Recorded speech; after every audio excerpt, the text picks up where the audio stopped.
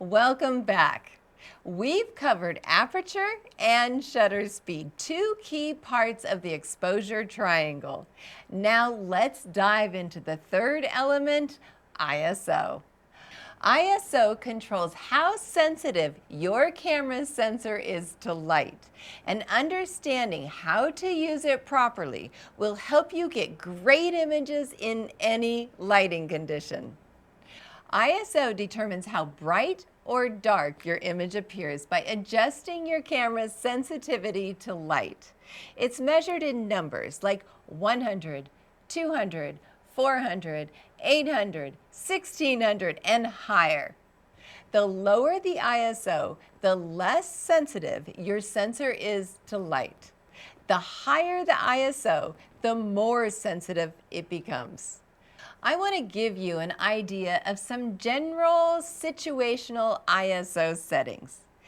If, for instance, you are photographing in a park, you're outdoors in bright daylight, your ISO setting might be something like 100 to 200.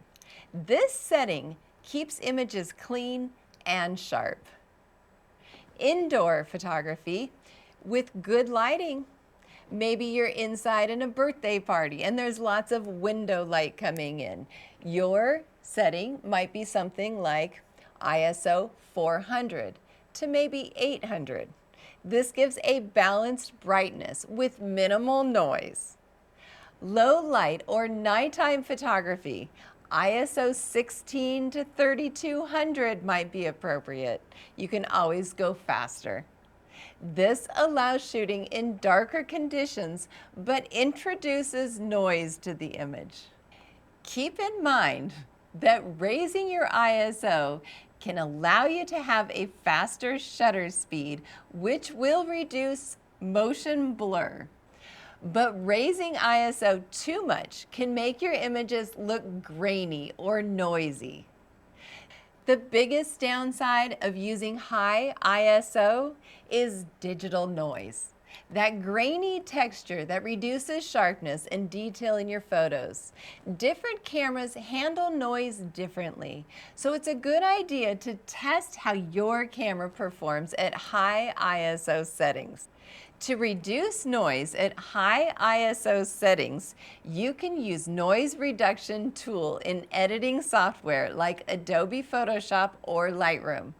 Properly expose your image. Underexposed shots with high ISOs look worse. Use a lower ISO whenever possible and adjust aperture and shutter speed instead. Let's do a simple test to see how ISO affects your images. Grab your camera and follow these steps. For this module's assignment, I want you to test different ISO settings and compare the results. Shoot at an ISO 100 setting in bright daylight and note the clarity. Then shoot at ISO 800 to 1600 in indoor lighting and observe how brightness and noise changes. Then shoot ISO 3200 or higher in low light and examine the level of noise.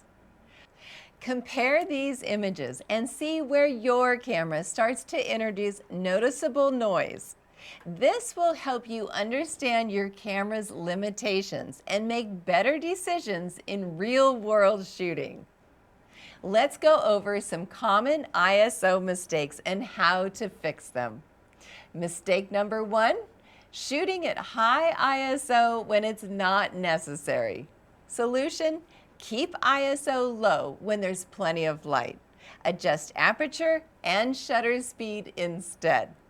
Mistake number 2, underexposing at low ISO in dark conditions. Solution, increase ISO to maintain proper exposure when needed. Mistake number 3, too much noise in high ISO images. Solution, use noise reduction tools in post-processing or shoot raw for better control. Choosing the right ISO depends on how much light is available and how much digital noise you're willing to accept in your image. Post your images and share your findings in the course community. In the next module, we'll shift gears and talk about composition and storytelling in photography, where you'll learn how to frame your shots for maximum impact. See you in the next lesson.